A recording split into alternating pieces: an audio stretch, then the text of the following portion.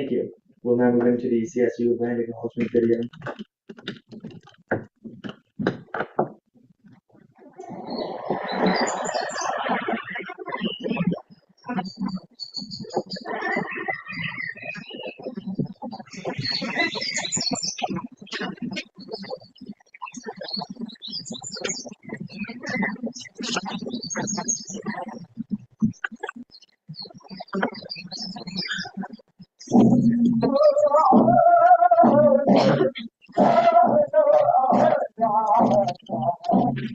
Colorado State University acknowledges with respect that the land we are on today is a traditional and ancestral homeland of the Arapaho, Cheyenne, and Ute nations and peoples. This is also a site of trade, gathering, and healing for numerous other Native nations.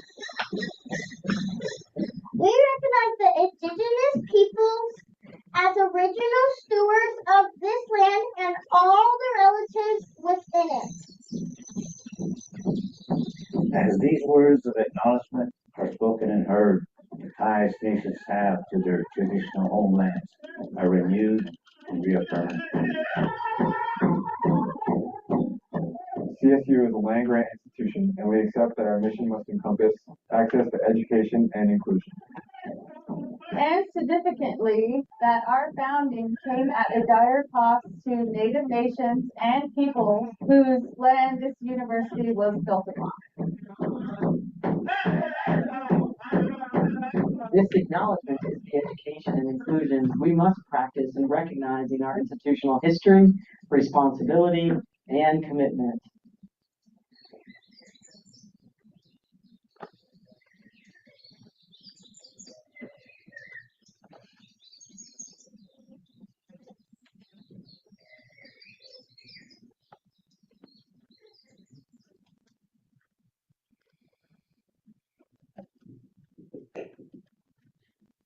With that, we'll move into the swearing in of new senators and associates. Do we have any new senators and associate senators who will be sworn in? Excellent.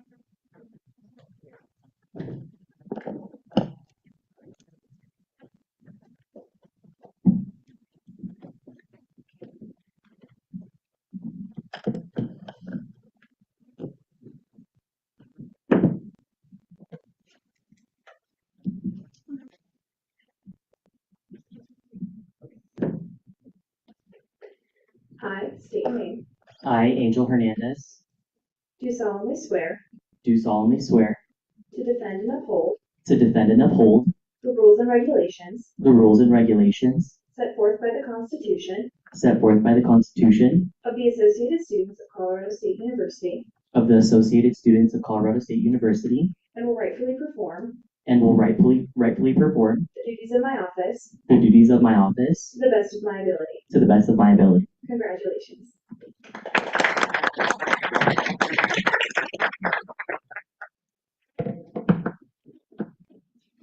We'll now move into the beginning roll call.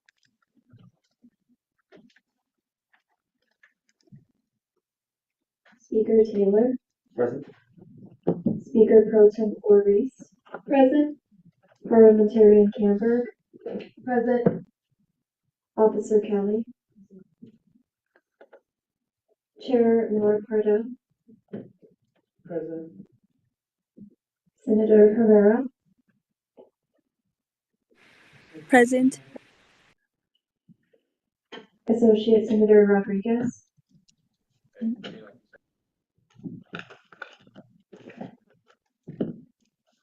Senator Melchior. Present. Senator Bouchel. Present. Chair Miller. Present. Senator Bhattarai. Present. Senator Menotti. Present. Senator Diggs. Present. Senator Chalk. Associate Senator McBello.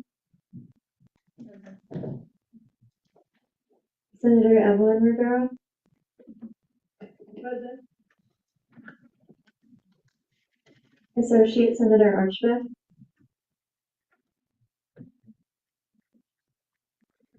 Senator Zia Amati, Senator Craigle, Senator Grenier, Senator Gunsell, Senator Lee, Present. Chair Myers, Present. Senator Leggett, Associate Senator Lucero, Associate Senator Brannock, Senator Yoselin Rivera, present. Senator Alvarez, present. Associate Senator Barron, Senator Adelaide, Present. Associate Senator Bachinen, Chair Snyder, Present. Senator Tomas Sorrell, present. Senator Tapia Rodriguez, present. Senator Falbo, Present. Associate Senator Tall, present. Senator Salazar, Present. Senator Green, Associate Senator Jowdam, present. Chair Frisky, present. Chair Davis, Senator Luna, present. Senator Gray, Present. Senator Pickerel, Chair Lutz, Here.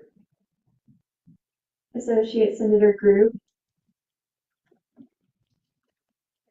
Associate Senator Harris, present. Chair McLaughlin,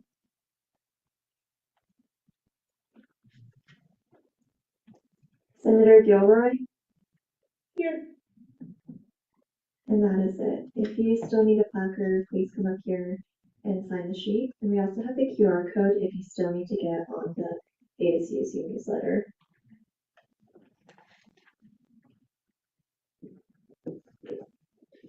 With that, we'll move into the consent agenda. Do I see any dissent to the agenda? Motion to move the ratification of the elections committee prior to guest speaker. Point of order, could you please use a microphone? The motion was to move the election committee ratification to those above guest speaker. Yes. Do I see any dissent to that? Do I see any dissent to that motion? Seeing none, that change will be shown on the agenda. I motion to move legislative reports to just before ending roll call. Do I see any dissent to that motion? Dissent. Then we will do that by a. Can I explain why? Wait, are we like all of legislative reports, like officer, all of that? Yes. Okay. Are we gonna like? Can we say live or just? Oh, sorry. I mean, we could open discussion and debate on the motion if you have a motion to do that, but. May have been my motion to just move Senator Associate Senator reports to just before ending roll call. Do I see any dissent to that motion? Okay, seeing none, that change will be shown on the agenda as well.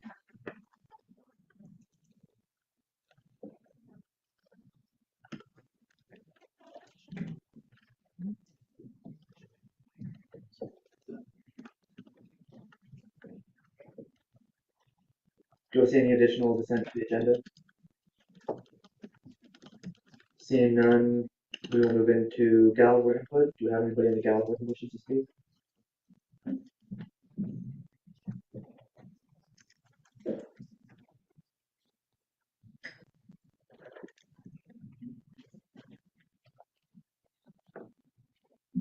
have 5 minutes.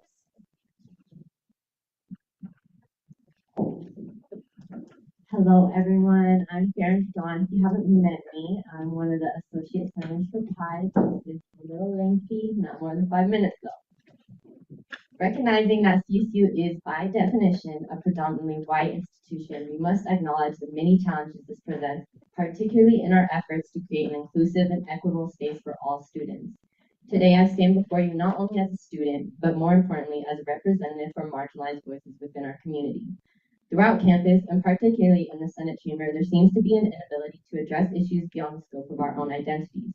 This brings me to a crucial point, the pervasive influence of white supremacy culture. It is essential that we each recognize our roles in either upholding or challenging these systems, whether consciously or unconsciously. Accessibility, sustainability, and every single initiative we advocate for here must be viewed through the lens of communities that historically have been underserved. While progress has been made, significant barriers still exist for many marginalized students, preventing them from accessing resources that other students may take for granted. I urge you, when considering any legislation or resolutions within the Senate, to take into account the diverse identities present on campus and how each group may be impacted differently. By doing so, we can better tailor our efforts to serve all communities.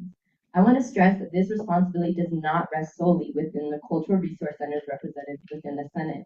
Even as senators representing specific colleges, you must recognize that your constituencies may include a diverse range of groups, many of whom are directly connected or identify with the cultural resource centers.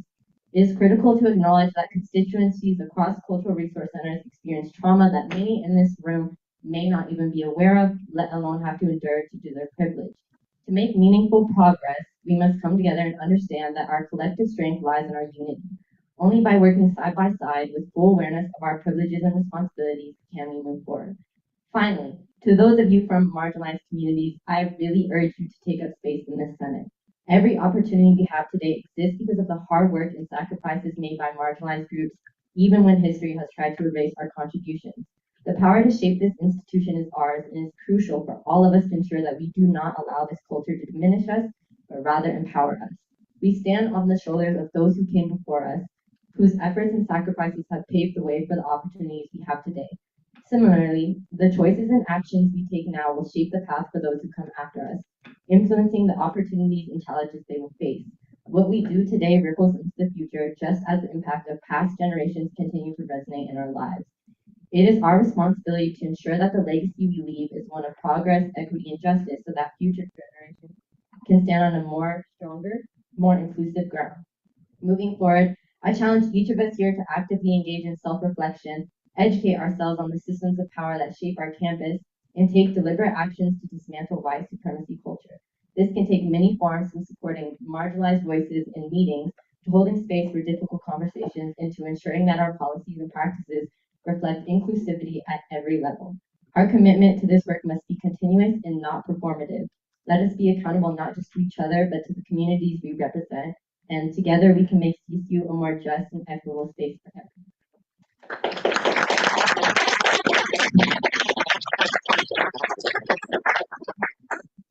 Do we have any additional Gallagher input? Yes. You will have 5 minutes.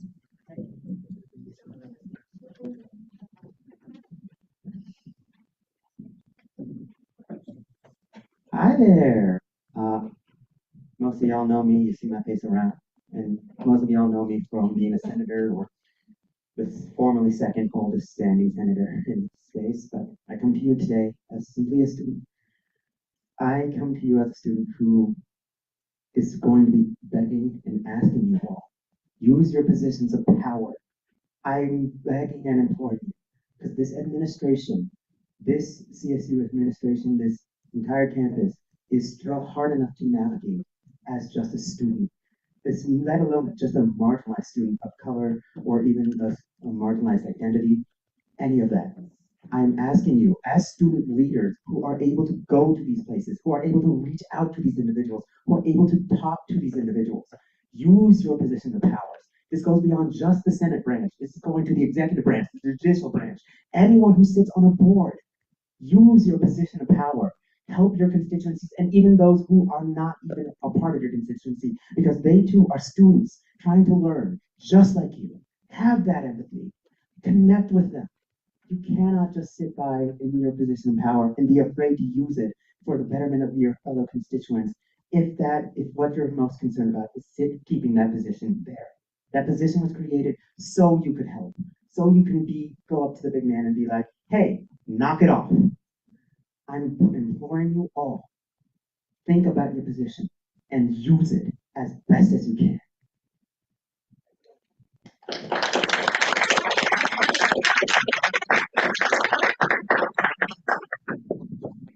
Do we have any additional ballot input? Seeing none, we will move into the ratification of the elections committee.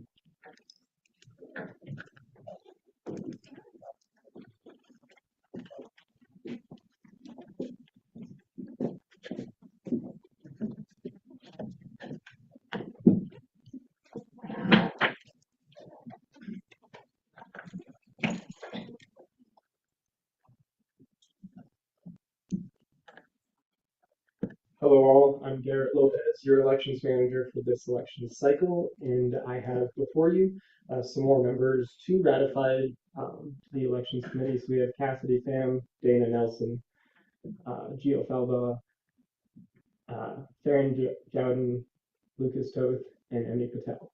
All of these candidates went through an interview process with me and another member, mostly Chief Justice Morgan Wright. And they were asked multiple questions, mostly based on impartiality, their connections within ASCSU, and various other questions to make them suitable candidates for this position. So I bring them forth for you. We can begin 10 minutes of Q&A. I would like to motion to put these candidates on the slate. Thank you. Does that motion have any dissent? Seeing none, these candidates will be put on a slate. And now we'll begin 10 minutes of Q&A. Senator Munati. How are the vibes? Just in general. I would say the vibes are great, but I'll let each of them speak for their own. The vibes are amazing. Great team. Amazing fits always. Yeah. Motion previous question.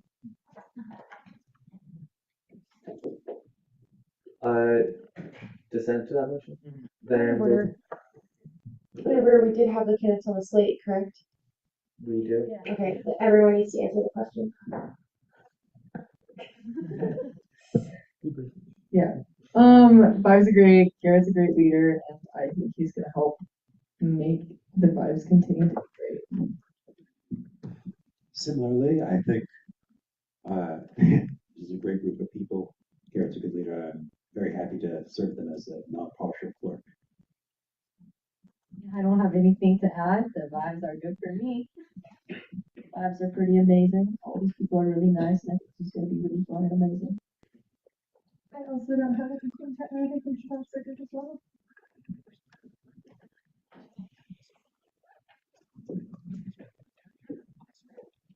Senator Rivera.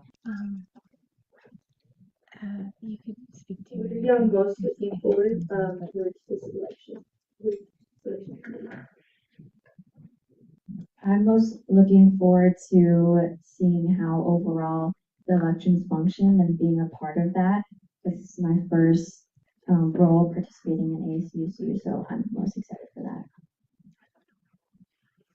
Yeah, similar interest. It's mainly like I know that there's a lot that goes into all of this, but I don't know what it is that goes into all of it. And so just kind of learning like really how nitty gritty it gets and how like by the book we need to be.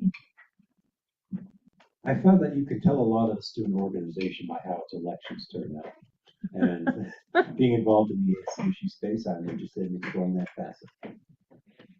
I'm just excited to really learn how the elections process is. I'm just trying to get more into ASCSU, so that's going.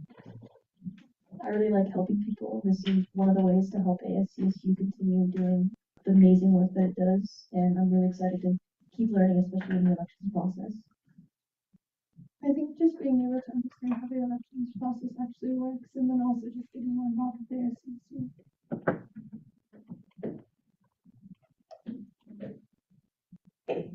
And you? Then Senator Rivera.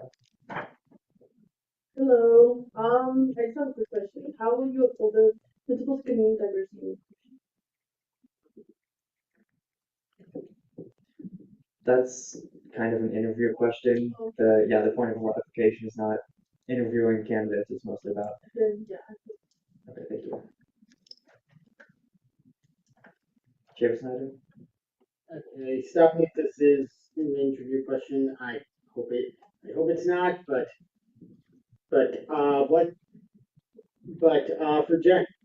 generally how do you all as an elections committee plan to make the elections more accessible? That's good. Yeah, that's kind of an interview question. All right, then never mind. Chair Frisky. Hi, first of all, congratulations. My question is were you asked about your inherent biases and about how to overcome that, or to just were you asked about that? That's my question. Sorry, my blood sugar is a little high right now, so my brain's not functioning great. Yes, Senator, we were asked that. We were asked if we had any impartialities that would affect our roles on this committee. And speaking for myself, I do not. Yep. No person is infallible. The goal of it is to essentially collect as many people as you can with as many viewpoints as you can and make them impartial, really get every perspective. And so I was interviewed about that, yes. Also interviewed about that. Yes, as well. Also yes.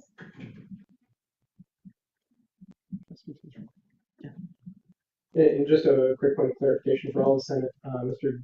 Gio here will be a non-voting clerk/parliamentarian for the group. So I'm currently ratifying 13 members, and I'll have more to you next week, but if you count 13, that's why.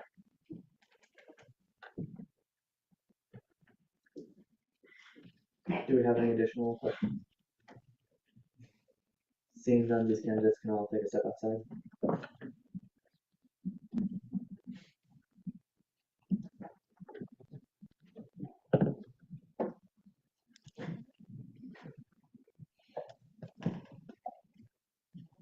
And we'll begin 10 minutes of discussion and debate with Senator Monty. It's all good. Anyone else on the list? No, just you. Okay, motion for this question.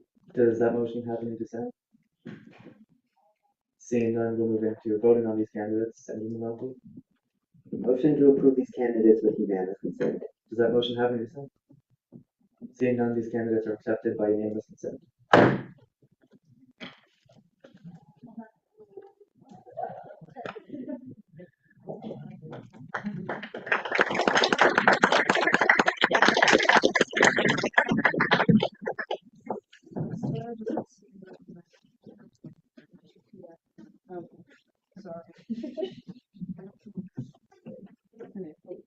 I state your name.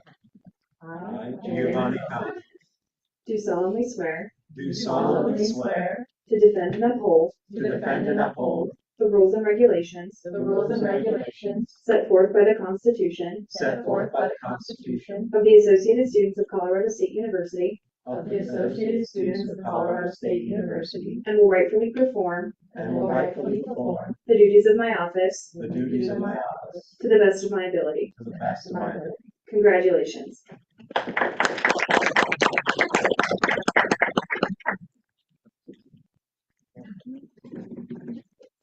And with no guest speaker, the Senate will move into executive performance.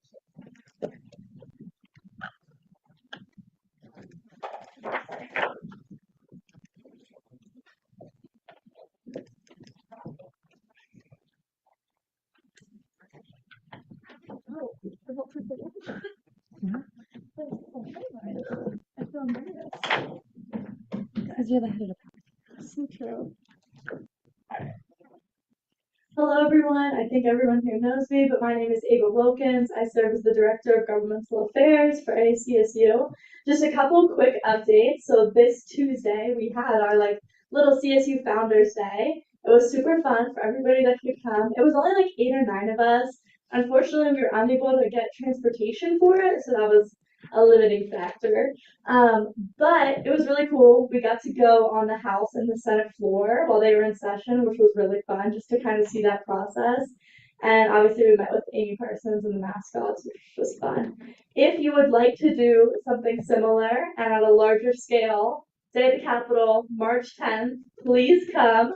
We are rolling out all the social media. The RSVPs will all drop this upcoming Monday.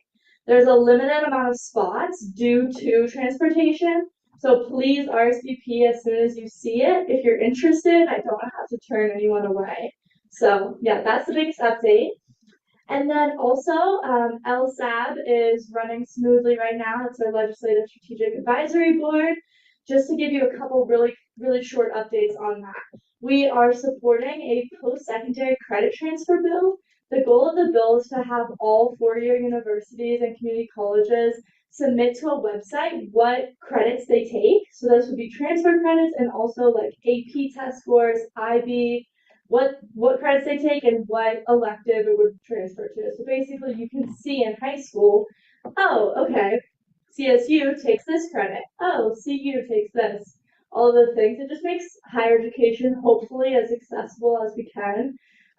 As people are going through and cost is becoming a bigger, honestly, barrier for people. So this tries to alleviate that. Some of us are testifying tomorrow on that bill in support of it, and also to try to work an amendment that's currently being proposed. So I will keep you updated as it goes. This is its first committee. So hopefully that goes well.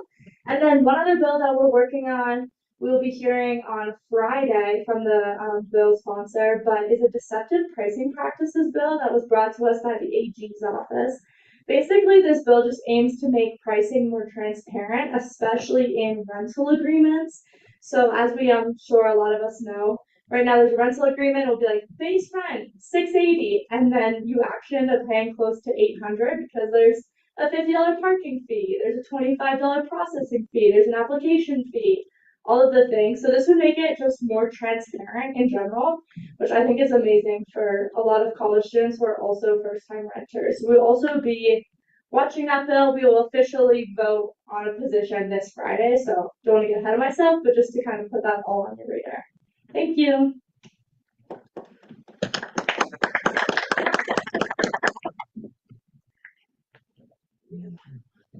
All right. Thank you so much. My name is Shekinah Nunley. Thank you for your time tonight and being here. Love to be in the presence with you all. I have two reports. The first being State of the Association. Please RSVP and submit speeches.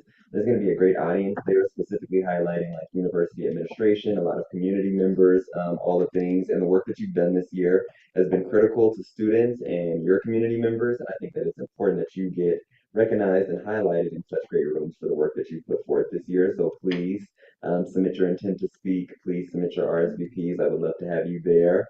Your branch leaders will be speaking from all the branches, and so that'll be cool to see. Also to highlight your work and everything you've done. So please, please, please. Okay, that's the first thing I have. The second thing I have is actually something Andrew's been working on.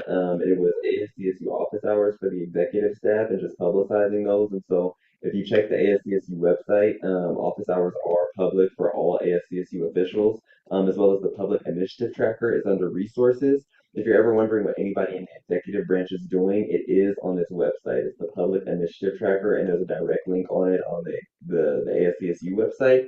This is also a project, and not even a project, a website that Andrew White, Isaac DeBrauer, and Ben Gregg built out, organize, and manage. So if you ever want to know what's happening project-wide, yeah, there we go. It's popping up in the back of me right now. This is so great. Okay, maybe it's not there. Executive branch homepage. Oh, yeah. Boom, executive branch homepage, and then resources. Oh, Yeah, we got that changed. even better. So it's all right there.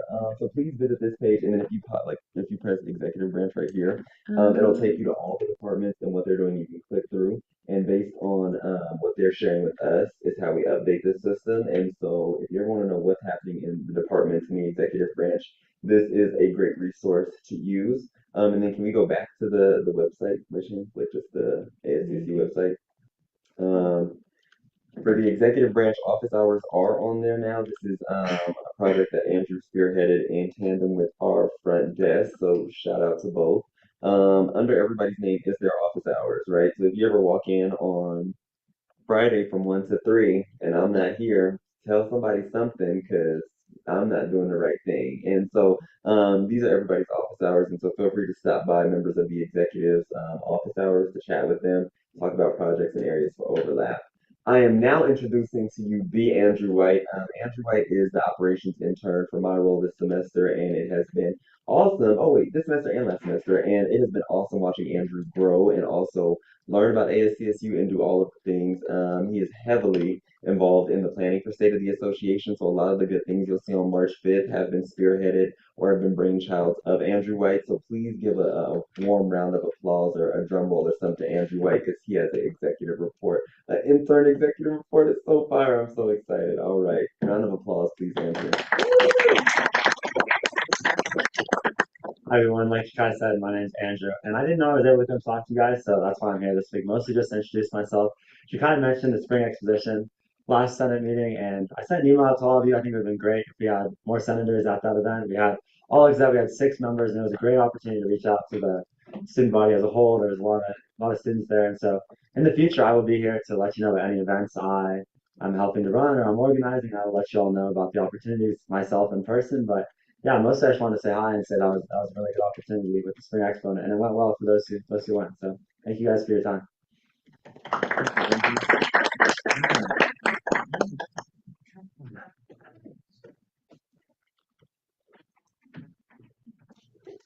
Hello, everyone. I just want to provide an update on one of the things that's been worked on kind of behind the scenes.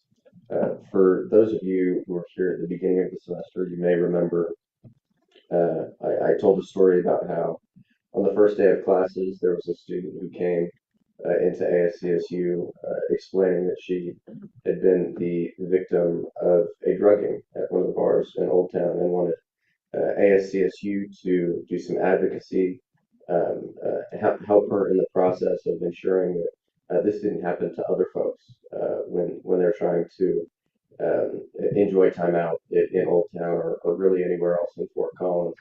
And that had been a continued conversation, and it all led up to this week a meeting between John Henderson, the Assistant Dean of Students, myself, the Director of PR, Joseph Godshaw, Victoria from the Safe Center, as well as a representative from Cooper Valley Hospital and a representative from CSU PD to talk about ways in which we can support victims to ensure that when they do go to report something to law enforcement, they don't feel re-victimized. They don't feel as though they have to continuously relive a very traumatic experience for them, and to ensure that they feel as though they're taken seriously by law enforcement. And there's a disconnect between the resources that CSU PD is very aware of and what Fort Collins PD offers and is aware of.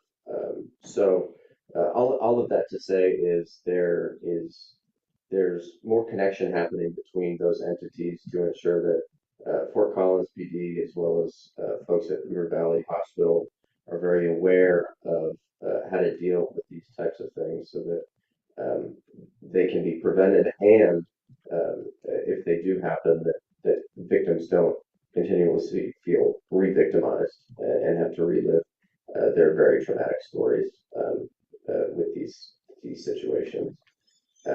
Additionally, I wasn't here last week because we had the Board of Governors meeting, and shortly after that, the university revealed through email their website of federal resources for frequently asked questions related to DEI and what the federal administration means for those programs, as well as resources for the undocumented community who have a lot of questions and they're dealing with a lot of uncertainty. just to provide kind of a one-stop shop for students who need more information. All of that is to say that these conversations are happening behind the scenes, and even though the university isn't very upfront about these things with social media infographics, these conversations are happening, and administration takes these things very seriously, and they're doing a lot of work to ensure that students at CSU are protected and feel safe on campus, as we all should feel safe on campus. That's all I have for you. Thanks for being here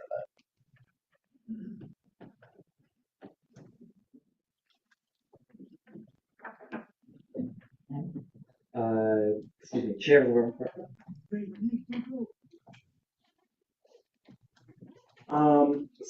Okay. Thank you so much. Thank you for everything you shared.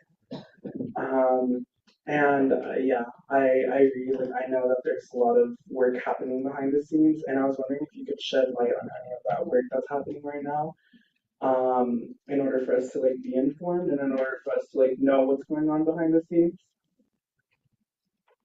Yes, I would like to share as much as I can publicly. The rub there is a lot of these conversations happen in executive session of the Board of Governors, and the only people who are privy to that information are university and system legal counsel and those who serve on the Board of Governors. For example, folks like the Vice President of Student Affairs or the VP for Inclusive Excellence, they aren't even privy to those conversations because they're that confidential. And so if I were to tell you what's happening behind the scenes, I would be in big trouble. I know that's not an adequate answer, and I wish I could relay more information. So I'm trying to tread lightly in how I say this next part with that preface.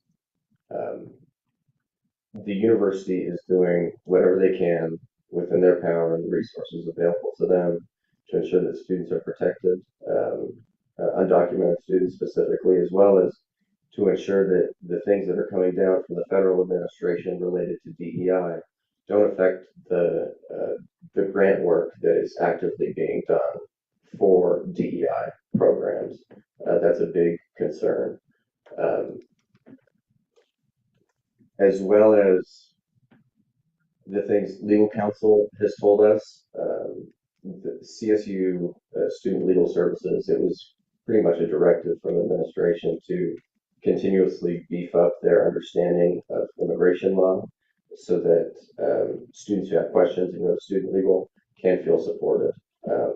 So even though the university isn't saying that through a bullhorn that it was their directive, that's what's happening behind the scenes. They're trying to tread really tread lightly to make students feel supported and seen and heard, while at the same time not shedding a big enough spotlight for the overall public so that it draws the attention of the federal administration.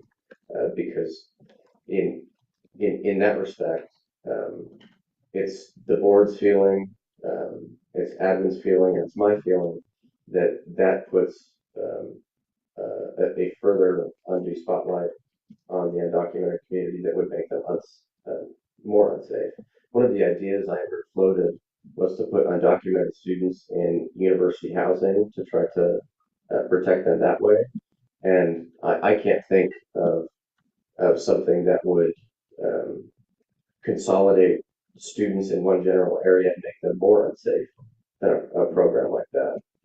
But these conversations are happening, and I know it's not adequate when you're not privy to those conversations, but that's my role to relate to you that the university is doing really whatever they can to say, we've got you, we're supporting you. And in regard to one of the petitions that's going around to make CSU a sanctuary campus, there was a state law passed that made it illegal for local law enforcement, including CSU PD, they'd be wrapped up into that, that if federal agents, if ICE were to come to campus, they would not cooperate with them.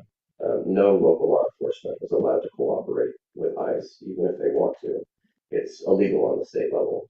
With that being said, if there's a warrant that is actually signed by a judge, the university has to comply with that. There really is there's no way around it. But the university has no intention of willingly complying with federal immigration officials to allow our students. You had a couple additional questions. Senator Gordon, go ahead. Hi, so I'm wondering how, because with you bringing this information to us, students that aren't in the space would be able to hear that unless they talk directly to senators, which as a lot of us can agree, most of our students don't. So I'm wondering how other students are supposed to feel safe or represented, or like that the university is doing something if we're not allowed, if the university is wanting to keep it all hush hush. I think that's a great question, and I think I look at that question like a mirror. What can we be doing as student government, as student representatives, to ensure that information is getting out to our students? That's really our role. Otherwise, we're just folks that gather and get this information. But if it's not disseminated to the folks we're actually representing, then it's staying within these walls, and that's like you suggested, that's not helpful. And so, to that end, I'd say the responsibility is really on all of us to ensure that this information is getting out to the broader student body. To say this website is there for you if you have questions. Most of the questions that could be asked are on that website already, but as well as really leaning into student legal services and the resources that that entity provides. I think that brings the lion's share of really supporting students to their core from a legal perspective, because they're the minds that can answer that question, especially about immigration law, rather than any of us here. And one more question. Have you spoken to enough human students on if that website is helpful? It was launched Friday, I believe, so I haven't had a chance, but really open to those conversations if there are. Okay, thank you. Senator Lewin. Yeah, I just want to thank you for being here and relaying some of this important information. I in no way want to undermine the work that you do when I say this, but I'm just curious if you believe that there are any intentions in any way, shape, or form for someone from Board of Governors or who are in these executive meetings to come to us, or not even just like ASCSU, but like to come to these spaces. I appreciate the email and I like the email and the website, and I know a lot of our students do.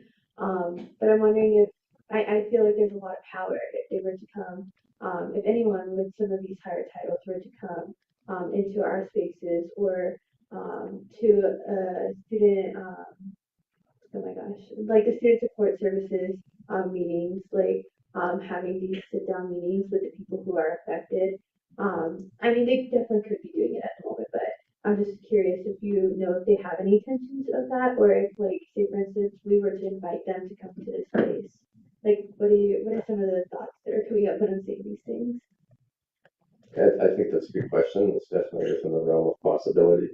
I don't think we've had President Parsons at a Senate meeting to kind of field some of these questions, and so I think that would be a great opportunity in that regard, in regard to what the university stance on DEI is, as well as extending that invite to members of the Board of Governors as well. I think many of them would be very amenable to coming and fielding questions, and there are a handful of folks on the Board of Governors who were actually in ASCSU when they came, but they were students here at CSU, and so that perspective, they definitely respect the work that we do, and being really intentional about relaying those messages from us to the broader student body. It's kind of a tightrope to walk. How do you, as a university, ensure that your students feel supported while also not trying to put a target on the backs of students by being very, very public with many of these things? Because I can assure you, if the incoming administration, if the current administration knew that that website existed and it wasn't hidden through a link in the email that was sent out to all the students. I think that would be an additional target on the university's back. So they're trying to be really intentional about, making sure students feel supported while also, not putting an undue burden on the students who are really worried about whether they can stay here or not.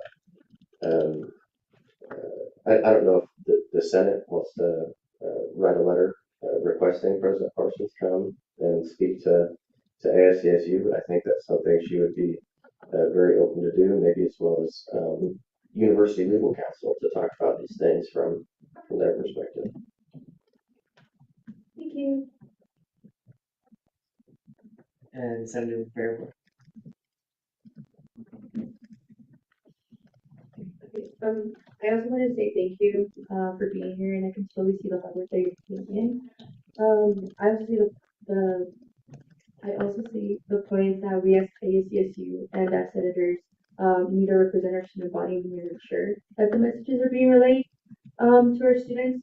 But I also see and have heard other students. I totally agree with Senator Duda's statement that sometimes we can only do so much as well. I have sat down and talked to many impacted communities and have also heard that their message doesn't want it to just come from me, but that they want it to come from the president, which is Amy Parson, and that they even want to have a conversation with her and be like, hey, this is literally we need you to tell us where you stand, and maybe her even having meetings, going to CRCs, going to organizations that work directly with these marginalized communities can really give them reassurance as well. Hey, I'm here, I'm putting in the work as well. And you'll also have a conversation in this table as well to because it's scary with everything that's happening. And it's been less than a month that Trump came into office, and all of this is going on. I'm even being impacted. And it's just a very scary time, and I do see, and I hope students can have the opportunity to have these open conversations, maybe privately. But yeah, thank you. I give my time. To that end, I think that's a great opportunity to have an open forum with President Parsons, perhaps legal counsel, to field some of these questions that I can't necessarily answer myself as well. And again, since she's a lawyer with a legal mind, I'm really trying to tread lightly on what I can reveal and what I can't reveal. But I will say there's the approach that we're taking is important, and the vehicle we use to disseminate that information is important. I had a conversation with Chancellor Frank, who was president during the first term of this administration, where he acknowledged that the situation is very different. The first term was kind of a test to see what could and couldn't be done, and granted, there are more guardrails against what the current administration was able to do. And to their credit, unfortunately, they learned, they got smarter, if I could characterize it as them getting smarter, just as an aside. But they got smarter, they understood what they could and couldn't do, and they're doing things. I'm trying to say this in the most nonpartisan way as I can. It's a new thing every day, and so it very much feels overwhelming, even reading the news and understanding what's happening. But yeah, I think it's just a great opportunity to be able to field those conversations, field those questions directly from administration and the president. And I think for an issue like this, that's owed of the general student body as well.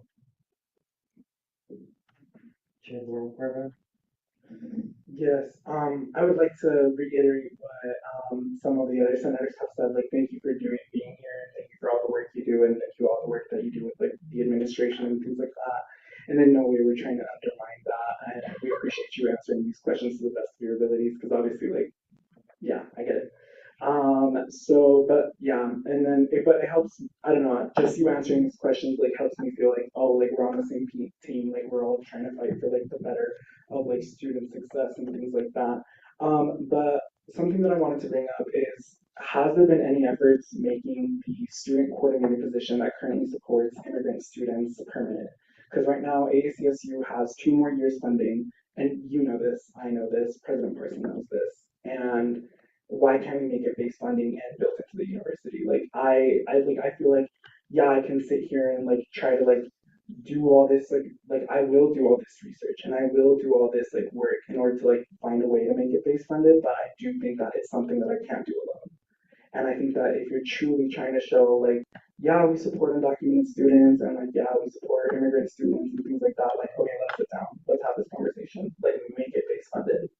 Because like I've been here for like, I don't know, almost a year. And like I've mentioned it over and over and over again, but like at the end of the day, it can't like all fall on my shoulders. Like I am one person, I am a student, I'm an undocumented student, and right now fighting for my fucking life. Sorry, fighting for my life. However, like okay, like you wanna look good and you wanna like make sure that these resources are here. Okay, let's sit down. Let's sit down and have this conversation. So I don't know, like that's like where I'm at, and I would love to hear your thoughts and opinions. Well, thank you for the question. And for those who might be lacking context, if you're new, um, I believe it was 3 years ago, there was excess BSOF funding, Board for Student Organization funding, because it was kind of coming out of a COVID year and there was additional money available. And so then President Christian Dixon had come to the BSOF board with a number of proposals that were to be funded, and this immigrant services coordinator was one of those potentials. And being on the BSOF board on the time, I was on the original bill, and we pushed that to get that funded. And then in the next year, we supplemented that position with additional money to kind of work with to do programming. I think it was. But that the money that was injected initially was only to last 2 years. And on the universities that I have talked about seeking an outside donor and donor funding to ensure that that position remained permanent and didn't dry up after the 2 years of ASCSU funding that was provided. And so I haven't heard much of an update on that and what the status is of it, but I imagine they were very intentional about making it donor funding rather than university-based funding, so that it couldn't be kind of taken away if it was like a federal grant, for example. That would be gone in this case in this new administration. Like many of the federal grants are disappearing as of now.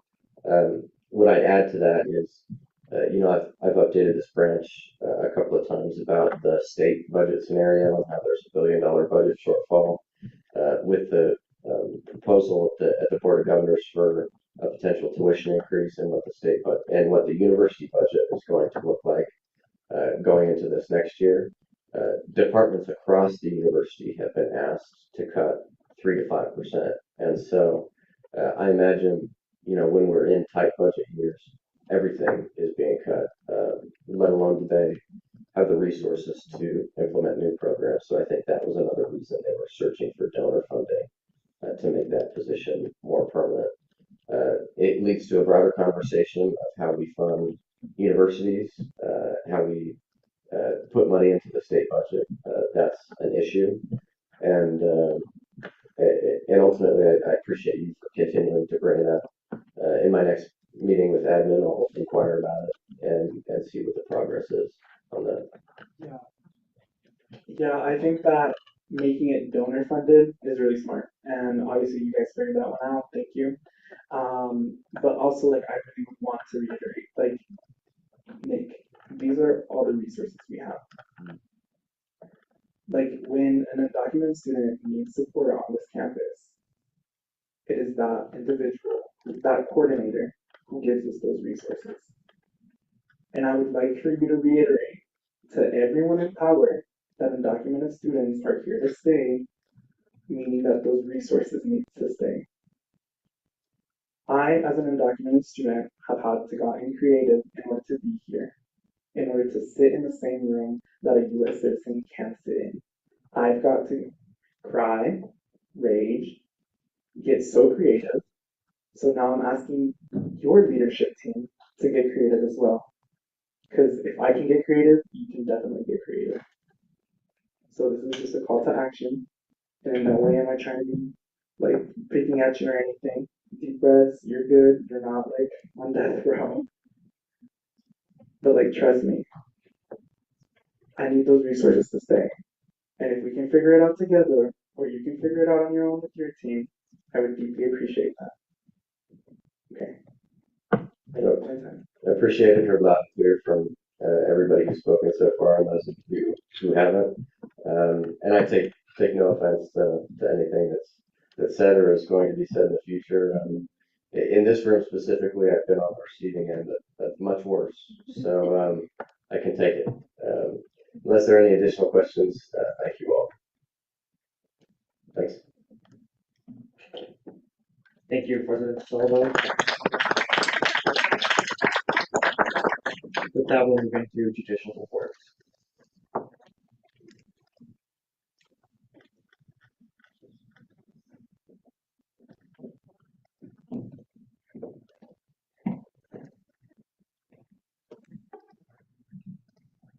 Hey, Senate. Kind of a hard topic to follow. Sorry. Just want to get up here and say that sorry, I feel like I say the same thing every week. The internal I'm not going to say that I'm Batman. I mean, I am, but I'm not going to say it. The internal complaint form and the opinion request form is actually working. I said it last week, but it's actually working. If you're signed into your Colo State email. Because apparently I repel technology. And if anything that has any electronic impulse comes near me, it hates me. So anyways, long story short, if you're signed into your Colo State email, you can sign in. Thank you, Elisa.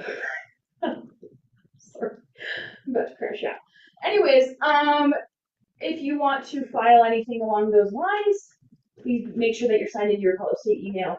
And if you have any questions regarding how to file either of those forms, either email me or come see any of us in the Supreme Court office.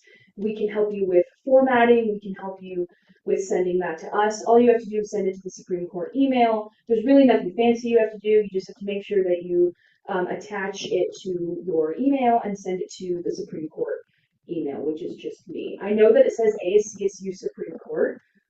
You're not sending that to the entire court. You're sending it to just me, which we should change that to Chief Justice. But anyways, that's that. I know things are heavy. Things are kind of crazy.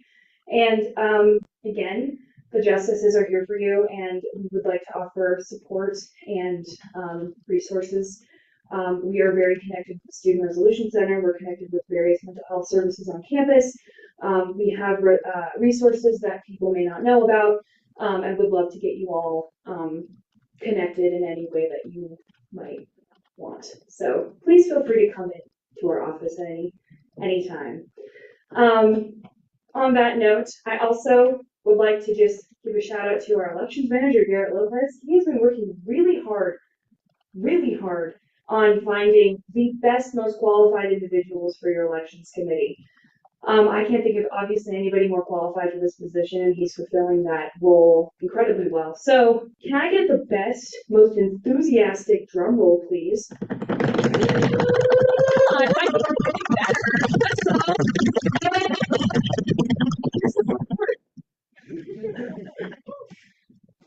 All right. As alluded to, I'm Garrett, the elections manager. To kind of sum all that up, can I get the biggest, best, loudest round of applause for Chief Justice Wright?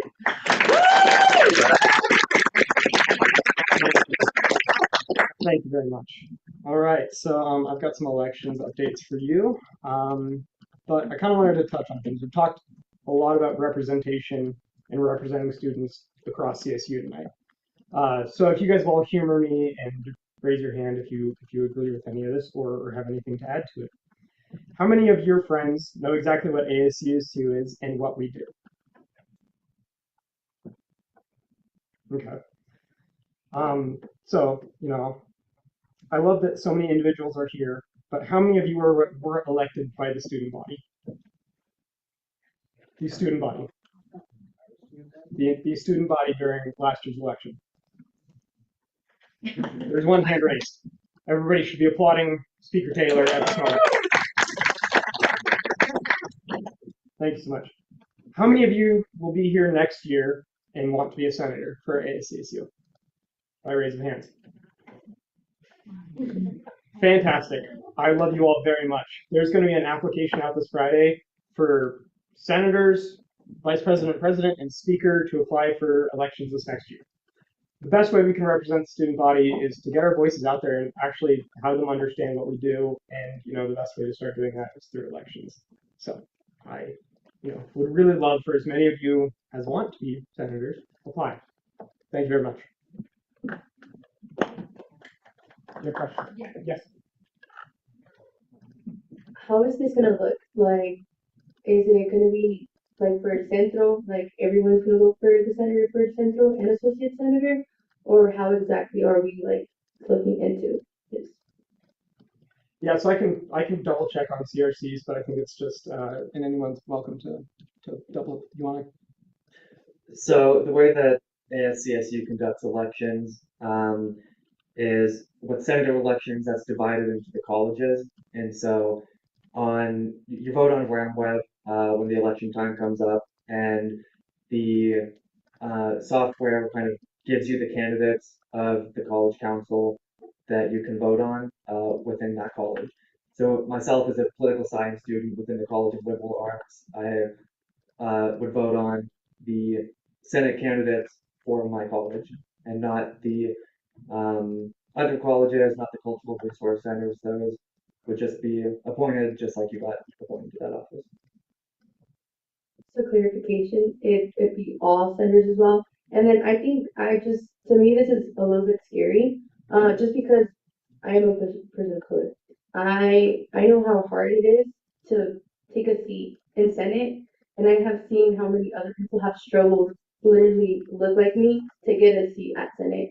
And I think it is very scary to see, like, this institution was created for white individuals and not people who look like me. And taking away voices like that, it is kind of scary. But Yeah, so I by no means am bringing any legislation or changing any framework of the way it is now. So CRCs will remain the way they are. I am simply just trying to get senators to actually run where they are able to. And, if individuals are here now and know they want to be here next year, for them to run. I just think, this is an elected body and Hayden's the only one here who's elected. So I would love to change that, but if this statement doesn't necessarily apply to your resource center, that's totally understandable. And if you have friends within colleges that would love to run, I would love to see their application. I'll be plugging this week after week.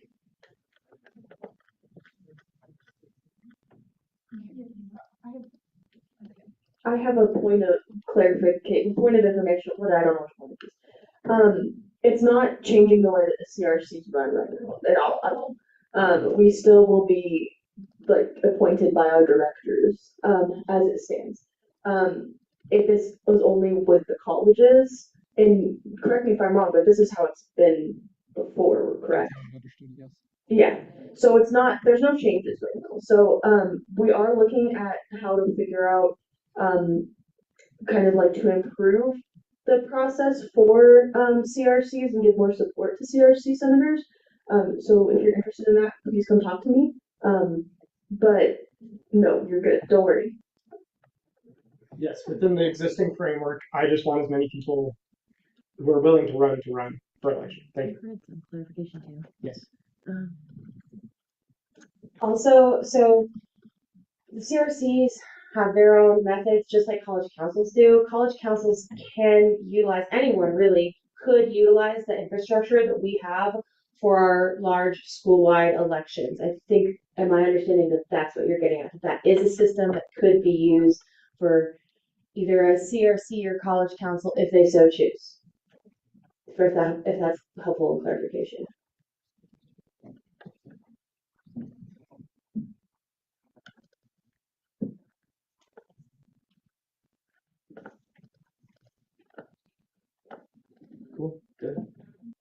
Awesome. With that, we'll move into legislative reforms, beginning with officers. I'm going to make mine nice and quick because I know this is going kind of long, and many of you, like myself, need to walk home tonight, and it's going to be quite cold. So we will have the election of the Senate Public Relations Officer held next week. So if you have any questions about that position and what that entails, no, okay. I live close to campus. Hey, you're right. Okay, thank you. But we'll be holding that election next week, so if you have any questions about the position, you can contact me about that and I can answer those. And hopefully we can get that filled next week. That would be awesome. I think that's all that I have. Do you have anything? I'm working on our clean version, like smooth constitution, just easy to like click through and get through tabs. Hopefully by next Wednesday that'll be done. We've had a couple hiccups. And then if you chair a committee, whether it be a Senate committee or you're part of BSOF or SFRB or any other board, I need your bylaws. I didn't really give a timeline on that, but I've only received like two or three different groups. So I need bylaws to make the green and gold books. If you want to help with green and gold books, that would be super helpful. Are you also asking them in caucuses? If you have bylaws, I want them. Okay, love y'all.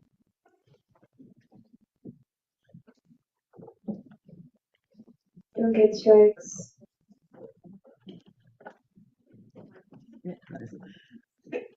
With that, we'll move into committee and caucus reports with Chair Snyder. All right, so we got oxygen, nitrogen, carbon dioxide in the air on Friday. So on Friday, and we are having our regular meeting of the caucus. We will be discussing ways to move forward with some of our projects, and hopefully getting a vice chair. Last time we met, only one person could qualify for vice chair. So please come to caucus. I yield. Thank you. Chair West.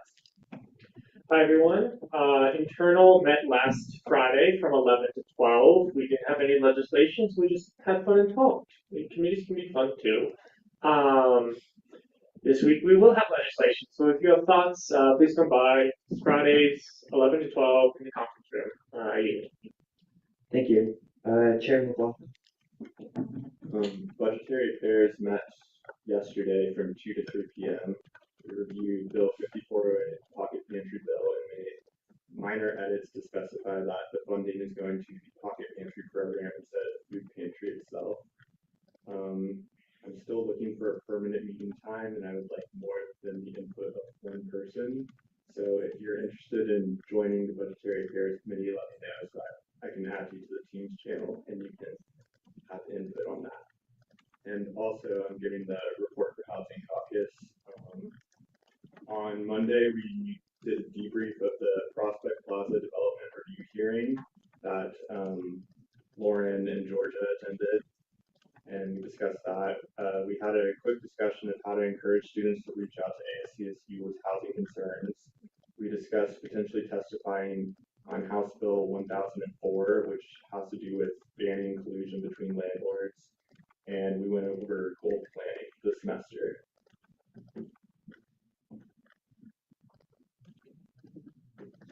And you yield. Thank you.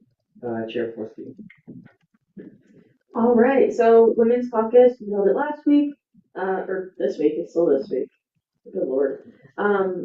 Next week, I will be holding it on Monday at 5. We will either be in the front lounge area or the conference room. I will be doing a rage room, quote unquote. I'm just getting boxes. We can write things on it. We can step on them, destroy them, however we like. We've also got some fun things coming up. We've got book drive. I'm going to put in the Teams chat this very, very lovely poster that Lauren made that is talking, it sends a link. Let me start this over. It has a QR code on it that you can scan, and it gives you a link to a form to fill out if you have any books that you want to see in the social justice library. So please fill that out, spread that around, and please show up to my caucus. It would be really, really fire. I yield my time. Thank you. Senator Luna. Hi, University Affairs met last Thursday from 2 to 3.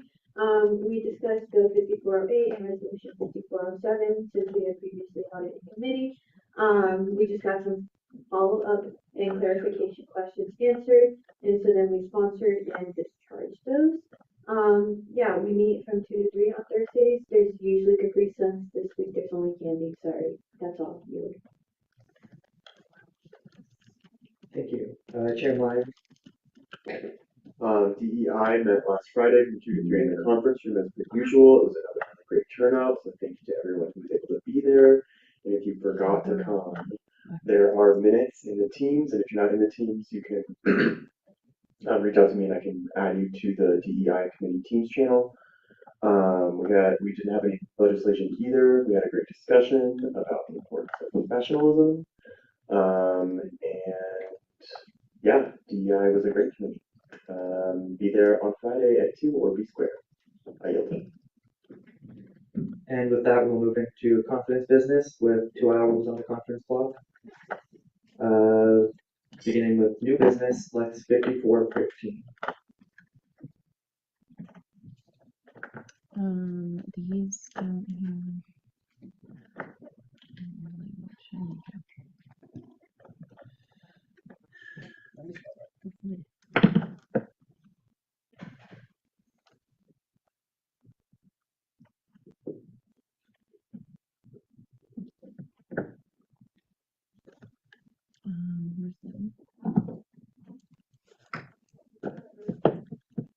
We have Lex 5415, removing old language and an inconsistency with associate senator limitations.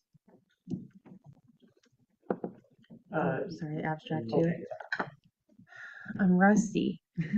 This Lex will ensure that more students are represented within ASCSU, as well as make some word changes to the Constitution.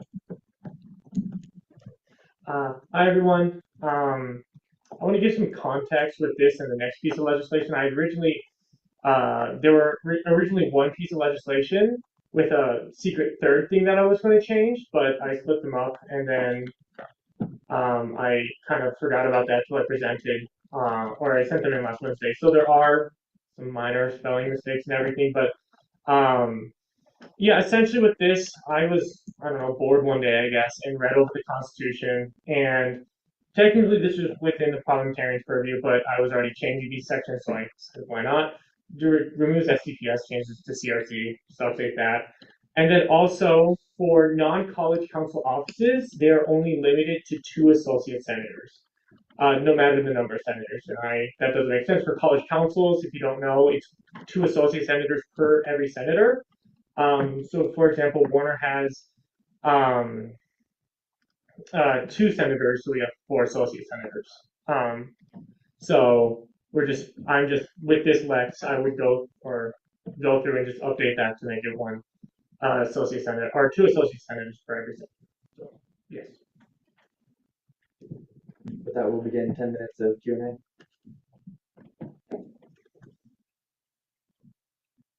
Questions? Be a hard one. Seeing no questions then, this will be sent to Internal Affairs Committee and DEI.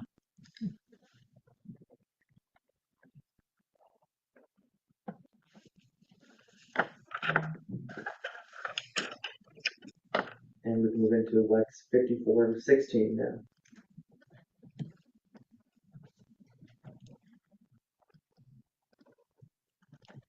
Lex 5416, ensuring more students are represented. This Lex will ensure that more students are represented within ASCSU.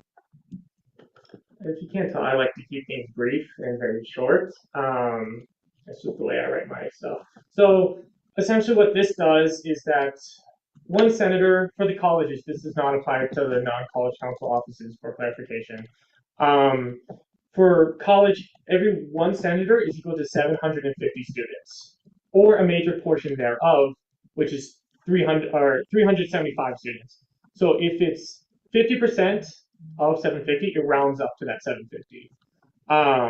So I'm really bad at explaining this one. So essentially, and what I'm doing is lowering that 50% threshold down to 25. So it would be 150, I think, is the number in there. So that if there's 2 senators that are already established and you have 200 students that aren't represented, then that 150 of those students would then become represented. It changes the rounding. That's all it does. I made that needlessly complicated, but change the rounding. Yes. We're gonna begin 10 minutes of Q&A with Senator Hunter. Oh, I don't know if it was Q&A, but I was gonna just ask for the therefore clause to be read the one before the voting. So for extra context.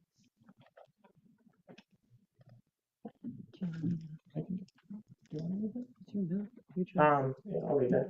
Are you talking about the only therefore clause that matters? Okay, cool. Article 2, Section 203, subsection A be changed from senator, quote, senators shall be elected by a plurality vote of the members voting for that college at the general election, with 1 senator from each academic college for every 750 members of ASCSU, or major portion, 375, thereof in that college, provided that every college has at least 2 senators.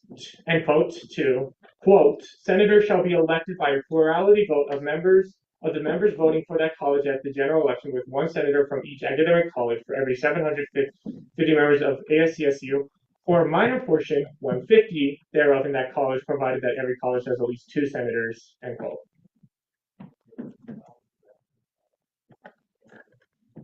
Senator Falba. Thank you. So do you have a rough idea on it, if passed, how many additional senators this would add? No. I got the census data for the spring semester today. Every single I checked for the 3 smallest colleges. So CBMBS, Ag, and Warner College. Those are already well above that threshold. I did not check for the bigger colleges because those don't really concern me. But if anything, it would add, I don't know, 1 or 2 more seats, plus those accompanying associate senators. Good bit of future proofing. How do you, I suppose, foresee Senate kind of accommodating the physical logistical aspects of adding senators at that rate? Yes, that is a concern I've had and why I've been sitting on this bill for about a year now. I've not introduced. I wanted to introduce it in the 53rd. I know my sentence. The 53rd, however, I didn't because of that very concern. And to that, I would say, even if we do not have enough seats, more students are being represented. There is an online option. We're not required to be in person. And I don't like being online for stuff, but I think it's worth it to have more students represented within the space. Thank you. Thank you. Chair McLaughlin. Is there any reasoning behind choosing 150, or is that just an arbitrary number? I had wanted that number to be, if it was 1 senator or 1 student over, that would round up. I wanted to round up no matter what. However, I was, I don't know, dissuaded from that. So I just chose, I thought, a more reasonable number. It's completely arbitrary. I chose that because I thought that would increase Lex's likelihood to pass. It's very arbitrary. Thank you. I yield. I'd be open to changing that number as well. Do we have any additional questions? Seeing none, this flex will be sent to Internal Affairs Committee and University Affairs Committee. Thank you.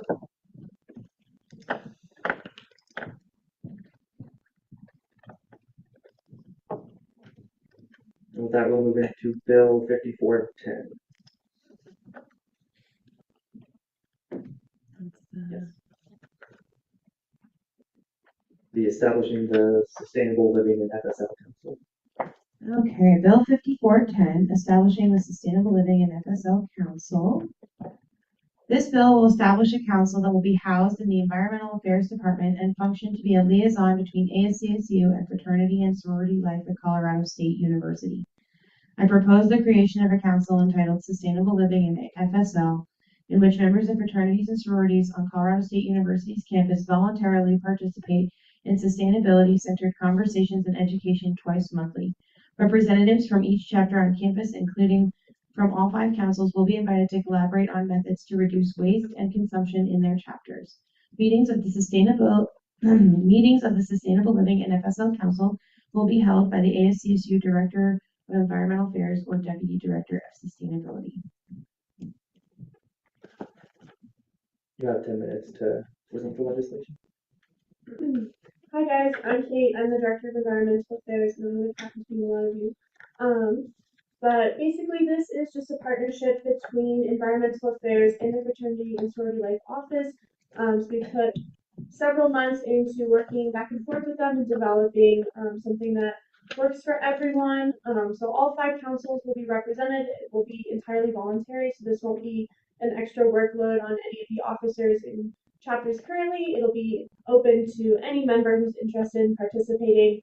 Low commitment, just a way to begin having those conversations in some of these spaces and introduce ways that chapters could minimize their consumption. Some chapters do have chapter facilities that we'd want to maybe introduce recycling at or composting programs, things like that. And for chapters that don't have chapter facilities, they're still able to participate, and that might look like organizing different sustainable events with their chapters or different outreach things. This is meant to encourage these chapters to reach out to some of the sustainable organizations that we have on campus and interact with sustainability staff and advocates on campus as well. We'll open up 10 minutes of Q&A. Go ahead.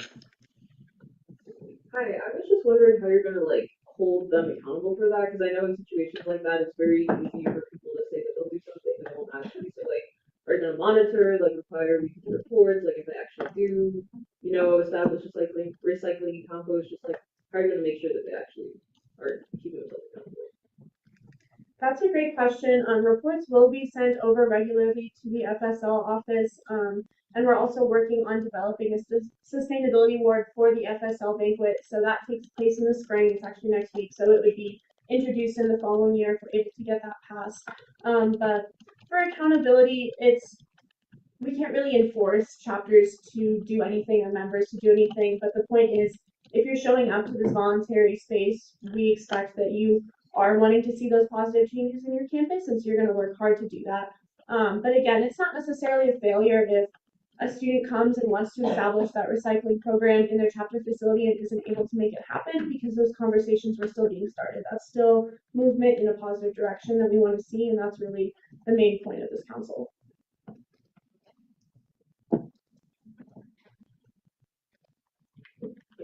Thank you. Chair McLaughlin. Is there currently interest amongst the fraternities and sororities in taking part in this? Yeah, absolutely. So I can speak that I'm a member of Pi Beta Phi, and I was able to gather interest in my own chapter. And then we have a few other executive members who are in chapters themselves, and they were able to gather interest. And we did send out an interest form, a QR. It was an email, so not a ton of response, but there were about 65 members across different councils who did respond. And I'll be reaching out to those individuals if we're able to get this established, encouraging them to participate. And then if we are able to get this passed, I'll be doing house visits with the rest of my team, so Deputy Sustainability and our awesome interns, to encourage people to participate. And we're intending on sending out information in a weekly digest that goes out to all the chapter presidents to encourage their members to participate. And again, we're anticipating with the introduction of a sustainability award at the FSL banquets that'll also be an incentive for members to participate. Great, thank you. Thank you. Senator Linda. So this is a bit of a two-parter question. So this sustainable living in FSL council, this council that we're making, so to say, this is an ASCSU entity? Yes, that's correct. It'll be an ASCSU entity, but it'll be a permanent partnership with FSL. Okay, I do. Thank you. Chair Forsky. This feels like it might be a dumb question, and don't also take this as me being against this whatsoever, but why does this have to go through Senate? Is there like the way that this is set up? Do you know what I'm saying? So I absolutely agree. It's kind of silly that it does have to go through Senate. So unfortunately, I was working very, very hard to get this housed entirely under FSL, but they're kind of tapped out for where they're able to spread their resources, and the folks working there who are permanent staff aren't really able to introduce themselves or run it. So it is something that has to be under the director's position and like written into the job description. And it'll also add like a little bit of criminality to it. So just leaving it of like, hey, it's just this club, because that's happened before. There's been a Greeks Go Green club in the past and nothing's come from it. It's just totally disbanded. And so I want it to be a permanent thing that has a little bit of structure, similar to some of the other lake councils that we housed here. Okay, that makes more sense. I yield my time. Chair McLaughlin. Okay, so this is like a Green Greeks program. It's super similar, and there's a lot of other universities that operate a Greeks Go Green program. We're simply just not calling it that because it's not inclusive to students from Greece. Okay, thank you. I do. Do we have any additional questions? Seeing none, this bill will be sent to the Internal Affairs Committee, the University Affairs Committee, and the DEI Affairs Committee. Can you please send a Word document on it like, as soon as possible? Yeah. Because then committees can go make their edits as needed. Yeah. My computer's gonna pause. Alright, no worries. And we'll now move into Resolution 5408.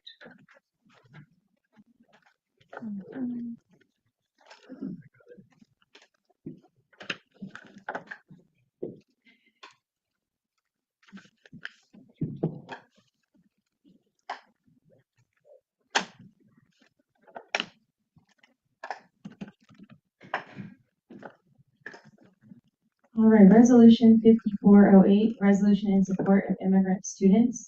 This resolution affirms ASCSU's support of immigrant students in face of growing crackdowns and calls on CSU administration, Board of Governors, and the state of Colorado to fully support the students of Colorado State University. Yeah, so this resolution basically does what the abstract says. I've been talking with multiple people or members of the Senate for a while now, and it just felt like we needed to make a statement about this, just so even if it is the belief of most members of the Senate, just that officially we are not silent on this issue, and we can at least try to use some of our influence to talk with the administration and try to get our goals accomplished. We can begin in 10 minutes of Q&A.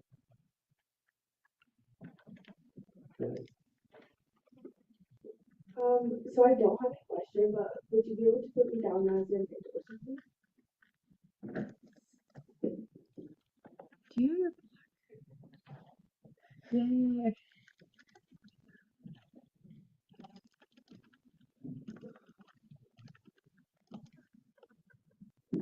It's TOMAS, no H. I'm sorry, I'm blind. No, you're fine. SARAT. Cool.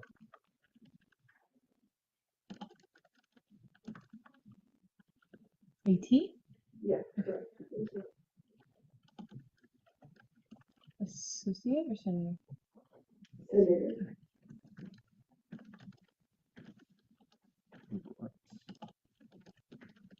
I'm just gonna say, while you're there, can you put me down for an endorsement too? All right, we're gonna send a sheet around. Yeah, that's perfect. Thank you. Do we have any questions on this legislation?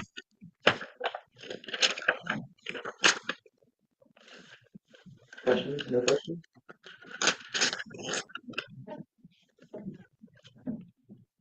Seeing none, this will be sent to the Internal Affairs Committee, the University Affairs Committee, and the DEI Affairs Committee.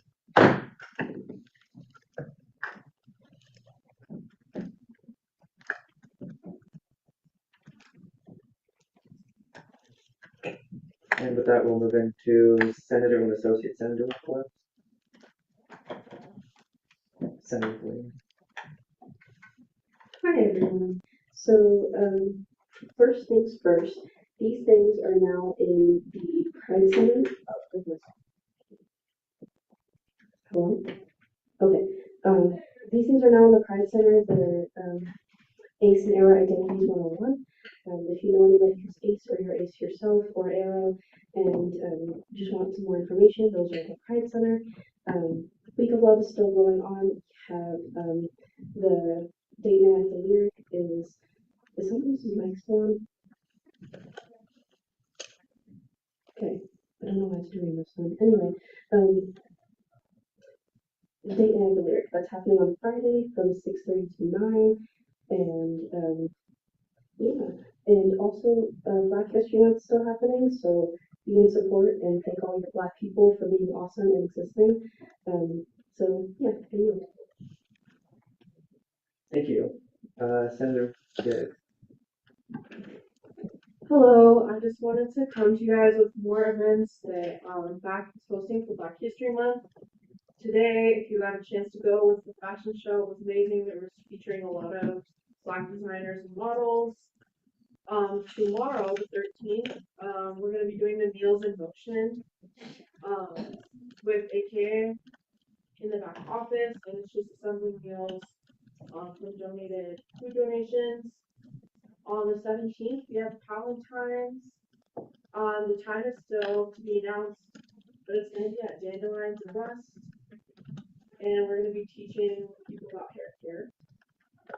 And on the 20th, there's going to be a dining hall meal, like cultural Black foods and ram's horn. So go to that.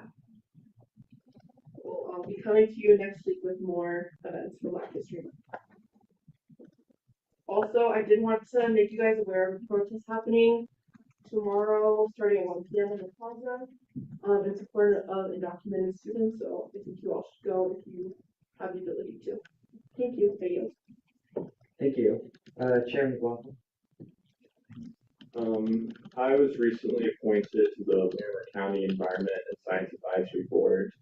So if any of y'all, specifically Warner College people, have any suggestions for or comments on how environmental issues are handled in the county, including wildfire, forest management, water management, anything of that nature, please let me know so I can bring that up to the board and the county commissioners. And also, the College of Engineering is holding listening sessions regarding the law engineering building that's being constructed. They're Monday from 3 to 4:50 in Behavioral Health Sciences 105, and Wednesday from 3 to 5 p.m. in Engineering E206. Thank you. Do we have any additional Senator and Associate? Chair Forsky. I missed someone. I apologize. It's okay. I forgive you. So we had Sweet Shop yesterday night. It went really, really well. I was there, and so was the Deputy Director of Basic Needs, Lauren Johnson. Together we handed out a bunch of Plan B, pregnancy tests, drink covers, and drug test strips at a booth there. We had a great turnout despite the snow. So that was really exciting. There were some familiar faces there, and I'm really thankful that they showed up. Yeah, and then we have the 18th, we have Love Letter to Survivors, where you can come in and write survivors' love letters. Just tell them that they're loved and make sure that they feel supported. And I think that's pretty much it for now. I yield my time. Thank you. Senator Luna. If you utilize the accessible testing center in any way, shape, or form, make sure you're scheduling your exam by April 14, 2025 at 4:45 p.m. Get it done now. Like, open up your syllabus, do it now, because I guarantee you it's going to be April 14th and you're going to forget. I've been there, done that. It's not fun. That's all. You. Thank you. Do we have any additional Senator and Associate Senator report? Seeing none, we'll move into ending roll call. It's a competition, isn't it? Senator Monanti. This motion be used beginning roll call as anything local and let anyone join in here. Also now. So yes, it is a motion. Do I see any dissent to that motion? Seeing none, we'll do that, and this meeting is adjourned. Have a good night.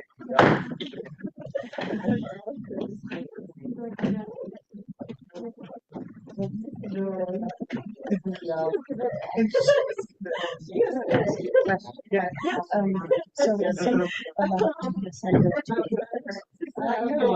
is somebody allowed to be a senator to different things? That's what I thought. Okay, thank you.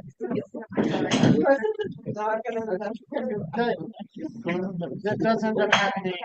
No such thing as a stupid question. I could come up with some that y'all would find worth.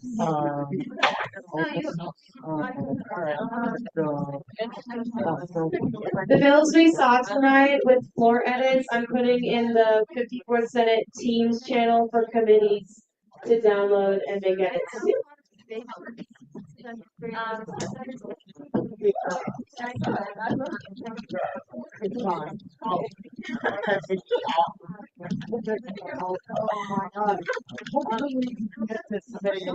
By next week. I forgot to tell Jerry.